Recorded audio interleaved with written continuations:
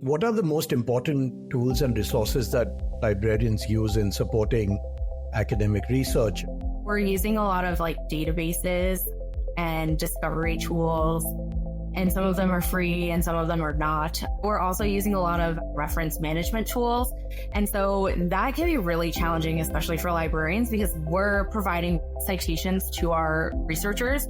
Every single researcher is using a different reference management tool. And I'm, for anyone paying for resources that they would like, but it's really hard to support that.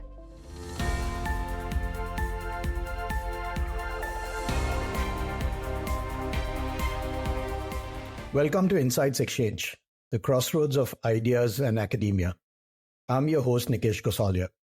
According to a recent ResearchGate report on collaboration in science and technology, nearly 75% of researchers believe that interdisciplinary collaboration has led to breakthroughs in their field. In fact, these collaborations are becoming essential to tackle complex scientific challenges. This evolving landscape is reshaping the role of support systems like academic libraries and technology, especially in clinical research settings. I'm delighted to introduce today's guest, Alyssa Grimshaw, a seasoned research and education librarian at the Yale School of Medicine.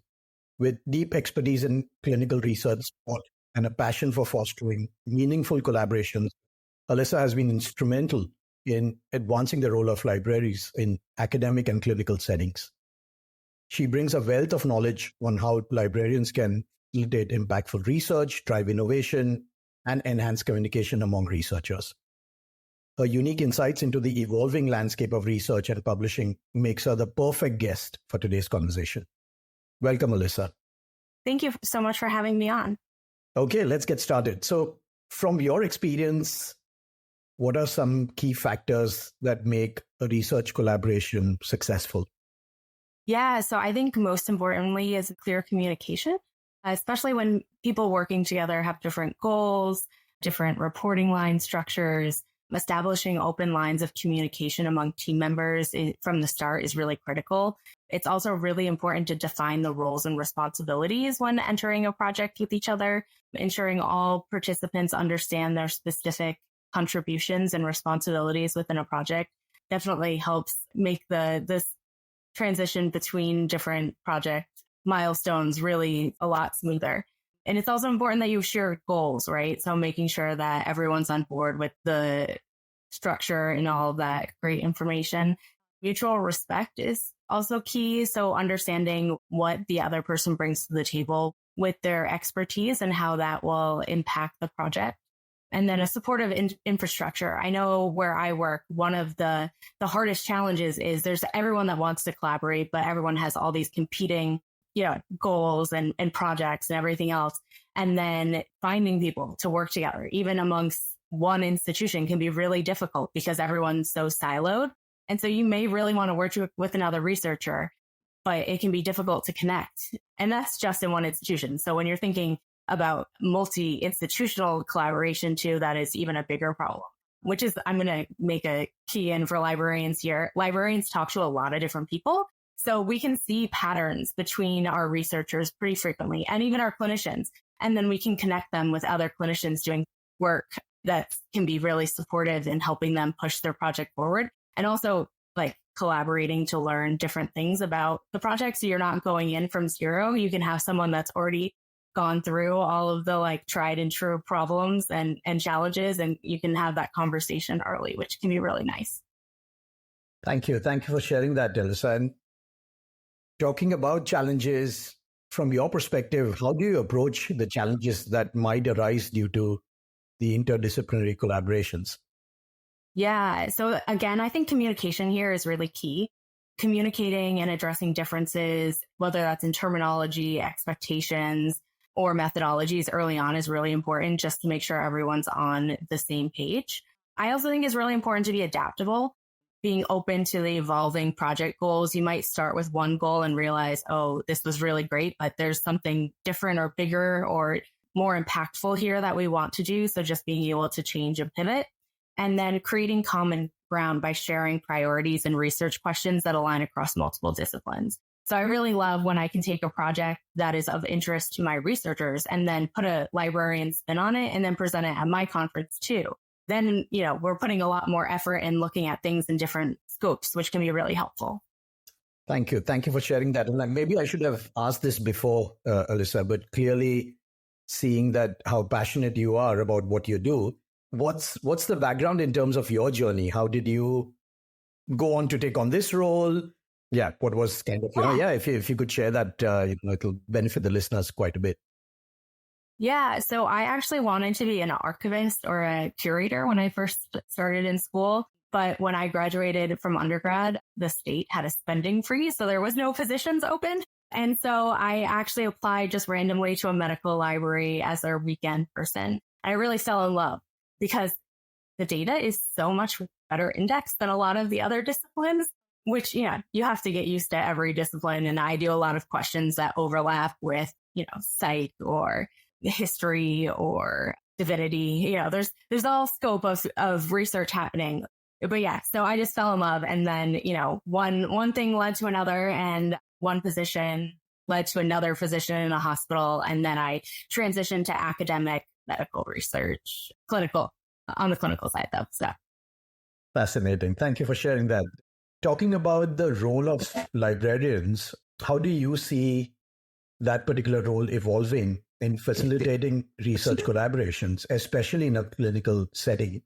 And there's a part B to the question, which is, could you discuss the role of technology in enhancing communication and collaboration among researchers, particularly in a post-pandemic world? Yeah, so I think a big part of what librarians are doing and will continue to do is knowledge integration. So we're uniquely positioned to synthesize diverse resources and evidence to support research and clinical teams.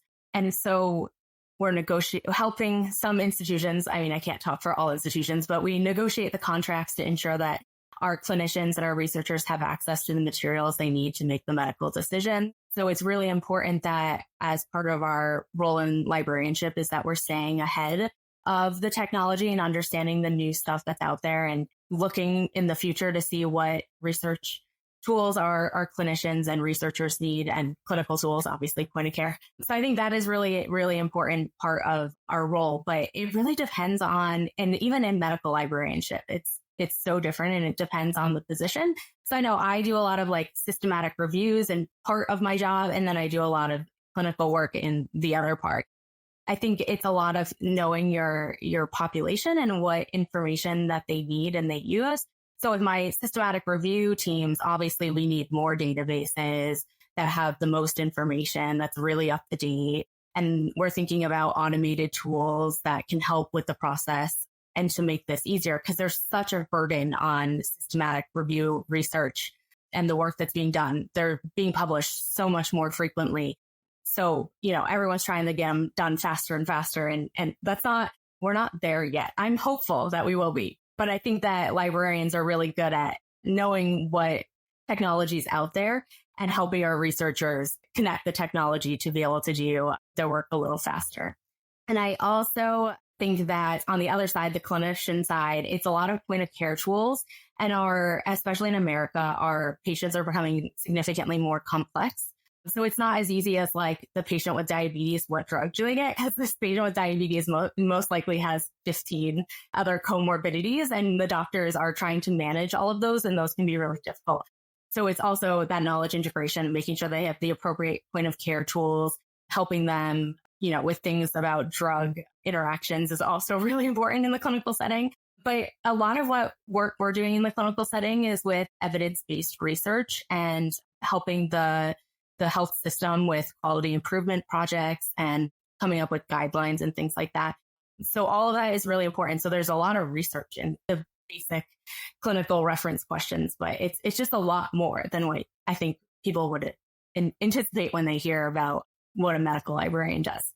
And then, technology on that side, again, is having the technology to deal with these more complex cases, especially as physicians are becoming more and more specialized.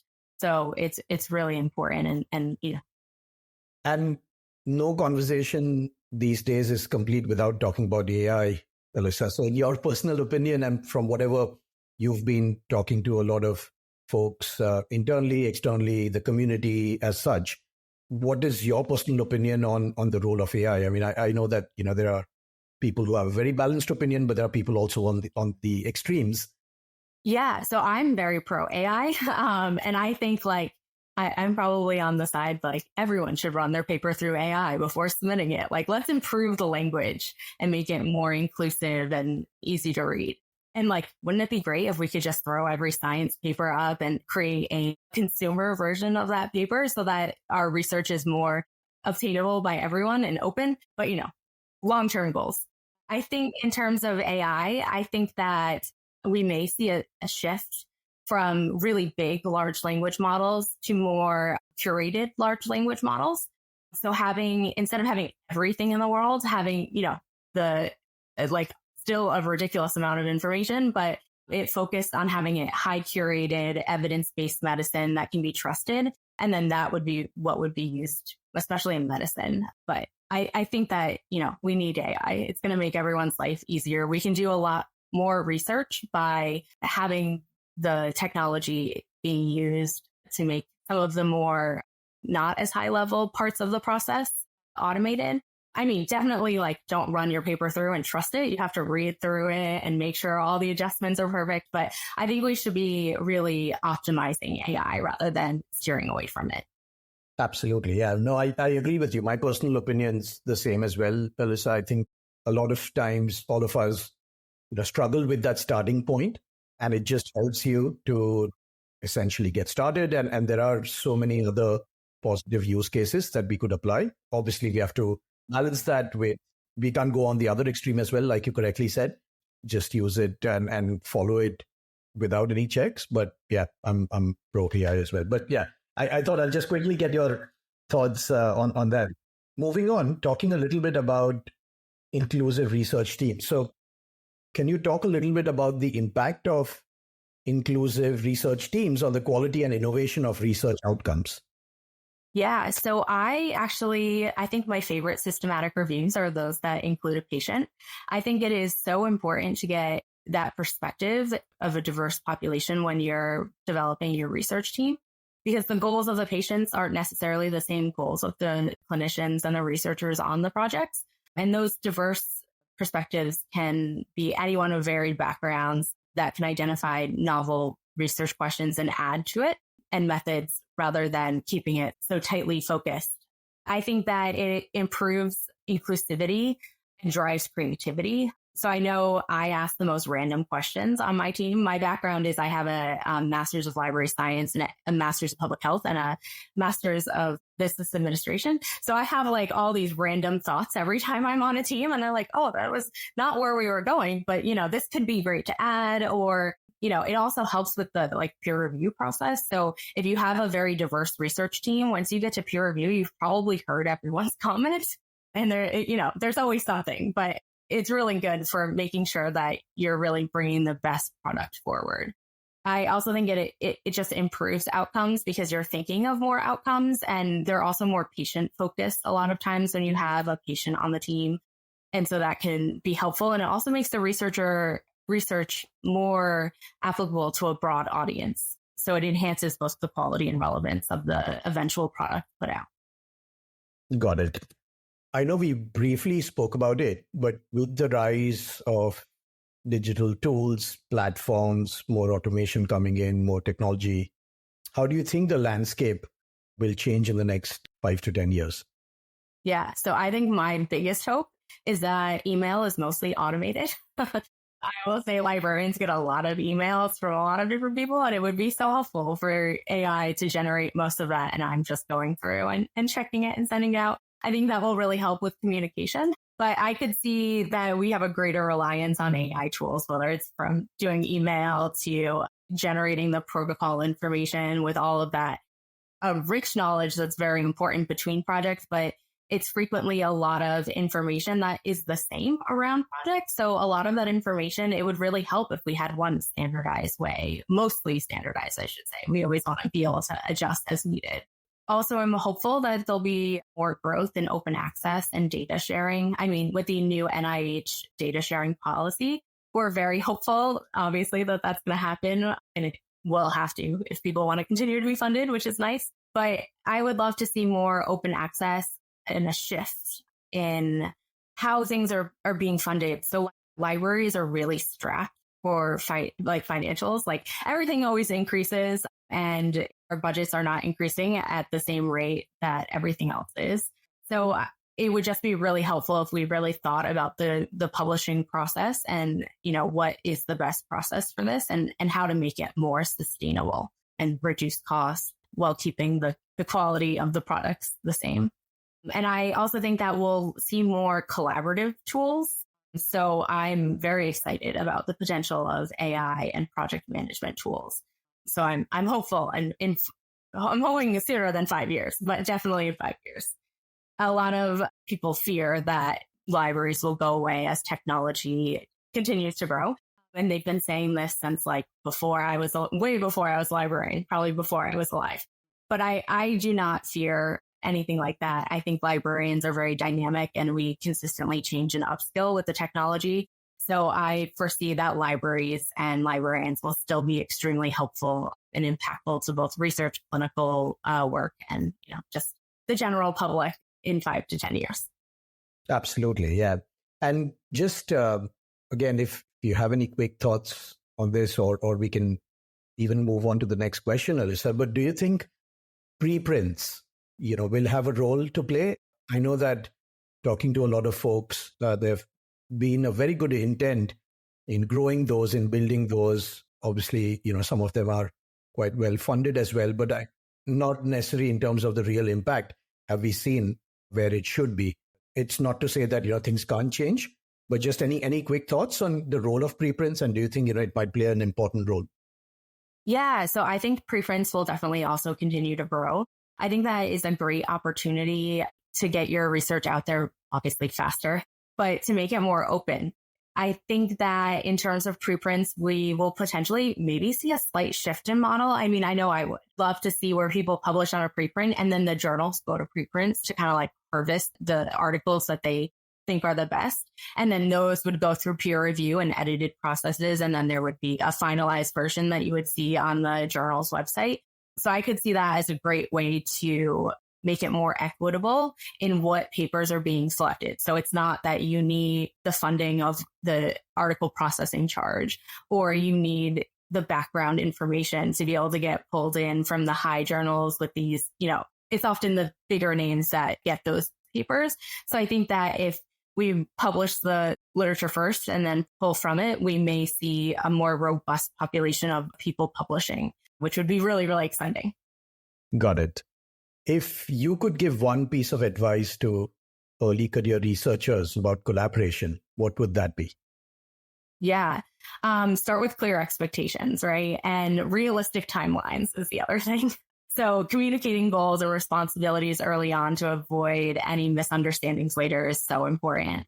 I would also recommend embracing interdisciplinary work. So collaborating with researchers, and I'm not just talking about librarians, like any researcher. I think it's really important that when you're doing a question that overlaps with public health, you're bringing in someone that has a public health background. You're bringing in someone with a business background when you're doing a cost-effective analysis. It's just really helpful to get all those perspectives at the table when you're doing that type of research, and early on. Don't just invite them when you've packaged it up and you're ready to submit and you're like, oh, it's important that they are able to have impact on the methods and the data that you're collecting and all that good stuff. I also recommend seeking librarian support really early on. I know there's a cost problem with libraries. We're free. So there's a lot of demand, and there's one of me and a lot of researchers looking for help.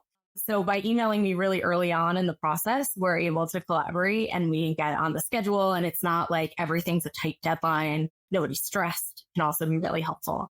And then with that, librarians are always really busy. So if you have to email twice, please do.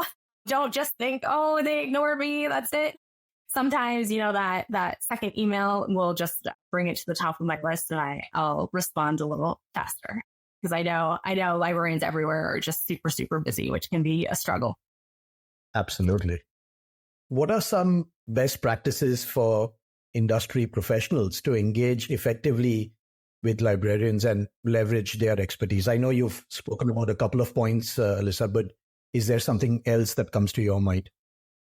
Yeah, so I think same thing as early researchers, early involvement and open communication. I think leveraging our expertise is really important for like industry people to come. So I had an experience where I had this group of industry product developers come and watch me. And when they actually saw me use their product, they were like, wow, this is the least efficient thing I've ever seen.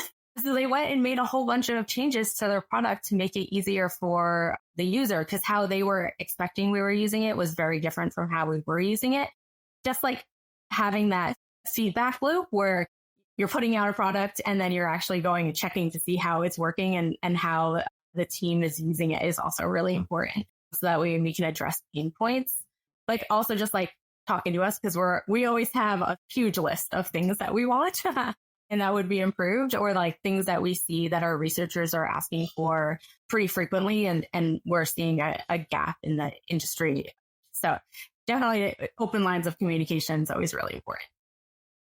And does it sometimes get challenging to just keep up with everything that's happening out there, Alyssa? I mean, I'm just thinking, so I recently finished my executive MBA from a school here in the UK. Whenever I would go to the database, there would be like a few more additions in terms of tools or other things that are being added, and which is great. But, how do you really sift through? How do you really know which one's better than the others? And I'm not just talking about from my perspective as a student, but even for a librarian. Does it get overwhelming at times? I mean, just there's so much happening out there. Oh, it is so overwhelming. Full disclosure. I'm really excited about AI and its use in marketing tool. So I'm hoping that the medical evidence industry will create kind of like personas. So what I need as a librarian that supports residents, fellows, and faculty is very different than what a librarian that supports medical students needs. So I would love to see an AI where it's looking directly at the information, the marketing information that it's sending out, and then looking to see what specific things that would actually be helpful for me. So I don't need to know about the anatomy labs, but like you add something to the database, I want to know about that. So I think that would be super helpful. So it would reduce the amount of alert fatigue that we get. And I would also love to see like a monthly report or a annual report or a biannual report where we get an email that's like, okay, all of this information changed. This is the things that you're using most frequently. This is what will be impactful for you. We changed this field code to this field code, something like that. So that way I have all of that information in a few emails rather than getting one every single time there's an update. And then, I think about it, I move it over to my archive. I'm done with the email. And then, when I go to search the database in 3 days, I don't remember that email. That was 3 days ago. So I would really love to see that. And I think that would be really helpful, is more personalized marketing personas of who gets emails to what, about what updates. Got it. What are the most important tools and resources that librarians use in supporting academic research? And from an industry perspective, how can they support or enhance these resources? Yeah. So I would say that we're using a lot of like databases and discovery tools, and some of them are free and some of them are not, which brings up its own challenges. I think that we're also using a lot of, at least I am, a lot of reference management tools. And so that can be really challenging, especially for librarians, because we're providing citations to our researchers. And so, every single researcher is using a different reference management tool, and how, so instead of learning just one, I'm learning like 20 of these, not quite that many, and supporting all of those, especially some of them are paywalled. And I don't have access to them, but the researcher decided that it's so great that they would want to. And I'm, for anyone paying for resources that they would like, but it's really hard to support that. So I don't know if there would be like any kind of like discounted program that a librarian could get as part of this. We're supporting our researchers. That would be super helpful. I also think sometimes the window that we get for trials is very short, and it can be really hard to get researchers to try those in 30 days. So that can be a challenging, especially when it's something that we would really like to purchase, but we just don't have the data to support it because we only have that 30-day window and then we're cut off. And it's like, okay, well, I would have liked to buy it, but, and sometimes, they don't pick the best times for those. Like our vendors will be like, oh, here it is. Perfect. It's available for you. You have 30 days.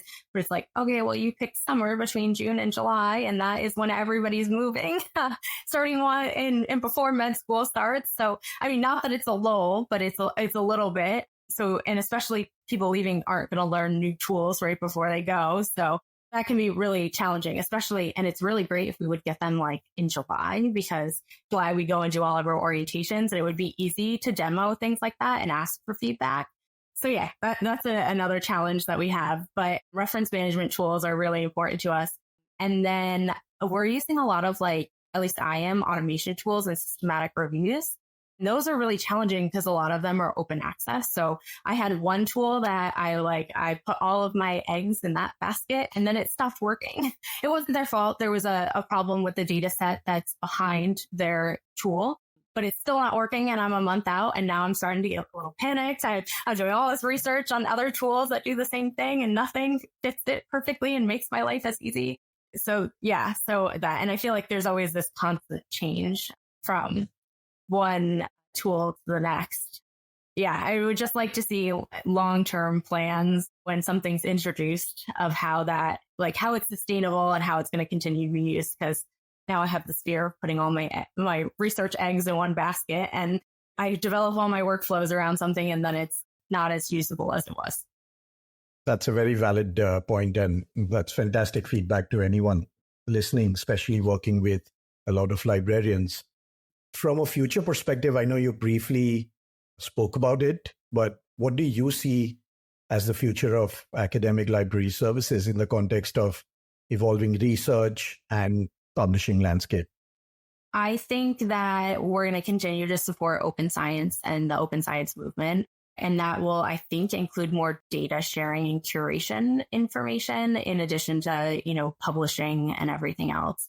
I think that librarians are particularly useful in preservation too. So you may see more trainings and services out of libraries that deal with data preservation. I think that we're going to continue to support the research life cycle. And so we're going to continue to support the research life cycle from start to end and working with our researchers to ensure that they're following all of the guidelines and data management. And that is all the way through to post-publication. I think you'll also see that librarians will become more integrated with health systems and a deeper collaboration. In terms of quality improvement projects, I think that there is an onus on evidence-based practice, and there'll be a continued collaboration ensuring that this evidence-based practice is making it into the electronic health records and more integrated, hopefully in a way that will also reduce alert fatigue in electronic health records.